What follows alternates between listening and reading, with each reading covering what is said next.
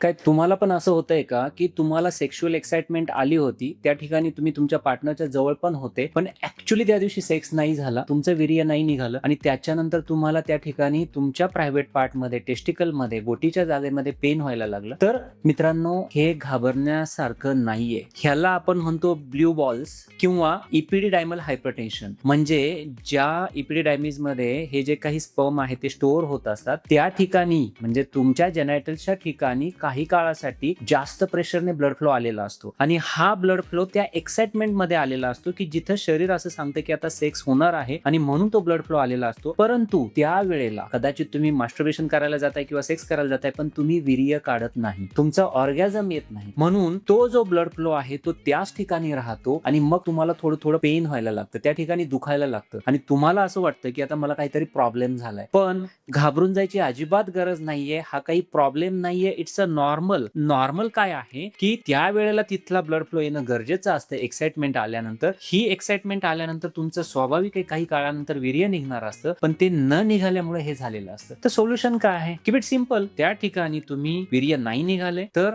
Pen होते, तुम्ही थोडा वेळ आराम करा किंवा तुम्ही थोडंसं 2 पावलं चाला, ते आपोआप कमी होणार आहे. आणि तरी सुद्धा जर का ते पेन तसंच राहिलं तर तुम्ही मास्टरबेशन करून किंवा सेक्स करून ते वीर्य काढून टाका, हे दुखणं थांबेल. तर हा जो काही ब्ल्यू बॉल्स किंवा इपिडिडायमल हायपरटेन्शन नावाचा प्रकार आहे, ह्यासाठी घाबरून जायची गरज नाहीये. आणि अशाच काही टिप्स साठी तुम्ही केअर फॉर कपलला फॉलो करा.